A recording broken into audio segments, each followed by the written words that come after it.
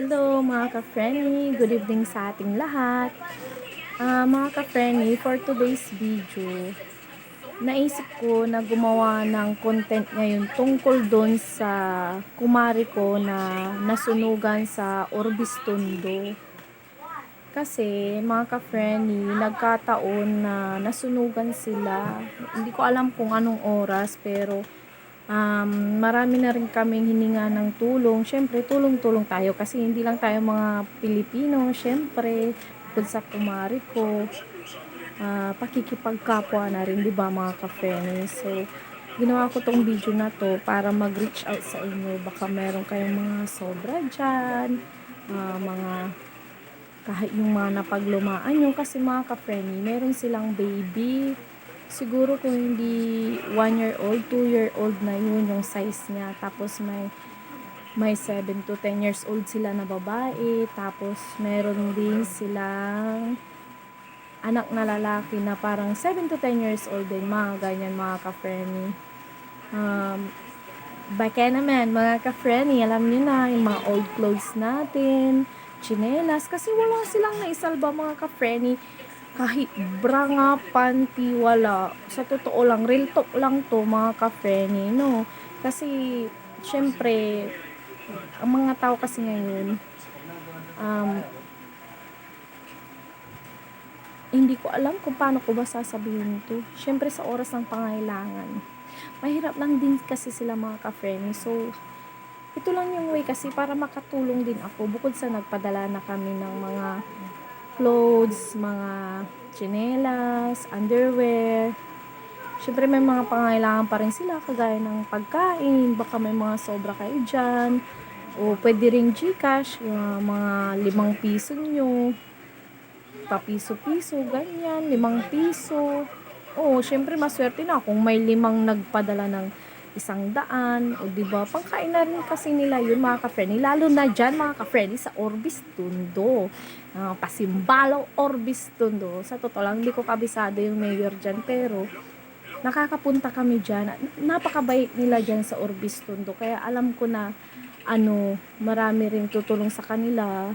Na-interview na rin sila mga ka-friend, pero alam nyo naman, kahit na-interview ka na ng gobyerno, hindi ka naman basta-basta makakakuha ng ayuda.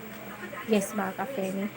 Syempre, pag sakali din, medyo big family sila, tsaka maliliit pa yung mga bata, hindi pa siguro nakakasapat kung ano man yung makukuha nila, kasi tsaka kakasunog lang ng bahay nila mga ka-friend. So, hindi ko alam kasi hindi ako marunong mag-ano sa video. I-overlay ko ito mga ka-friend. Ilalagay ko yung itsura nung nasunugan, yung video ng nasunugan, tapos mga pictures. Sana ma-achieve ko yun mga ka-friend. Pero, for sure, gagawa ko ng way para itong video na ginawa ko is mapansin nyo rin yung photos or yung videos na site kung saan sila nasunugan para mas ma-feel nyo yung shout out nga pala mga ka-frenny. Ay naku, nasunugan na nga, may nanamantala pa mga ka-frenny, grabe. Sa sobrang aligaga ng mga kumari ko mga ka-frenny, merong offer ng GCash, magpapadala daw ng 65,000. Syempre naloka ang lola mo. Syempre 65,000, daming interview. Bakit madaming interview? Siguro nalulos pa yung utak niya, kaya may kasagot siya sa lahat ng asking nung magpapadala ng 65,000. Yun pala, scam ito. So, yung isang pamangkin niya nakuhanan ata ng 1,000 plus or 2,000 plus, at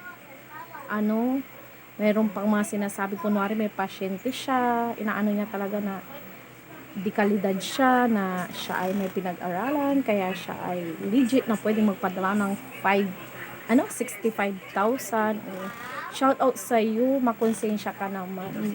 Lahat ng tao ngayon naghihirap, lahat pinaghirapan nila kung ano meron sila, tapos ikaw magnanakaw ka sa online pa, as in sa social media ka. Ang kapal mo, friend, nasunugan na nga, niloko mo pa. O kahit yung 1,000 yun, tumutulong lang yung kinuhanan mo ng 1,000, in-scam mo pa sila, nakisuyo lang sila, tapos kinuhanan mo pa ng 1,000 yung pinakaisapan nila. Nakakahiya. Tapos, nadamay pa. Sayang din yun. 1,000 din yun, di ba?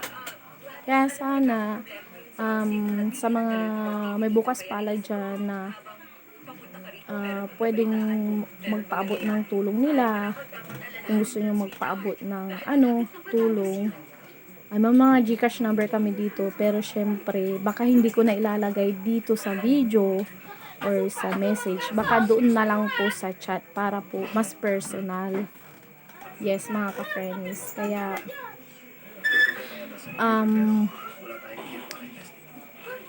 pwede po kayong mag-chat or mag-comment dyan sa comment box kung ano man, kung magpapadala kayo ng stars pag sakali sa video na to, kung ano man yung kikitain, babahagian po natin sila basta sa video na ito, kasi ginawa tong video na to para sa kanila.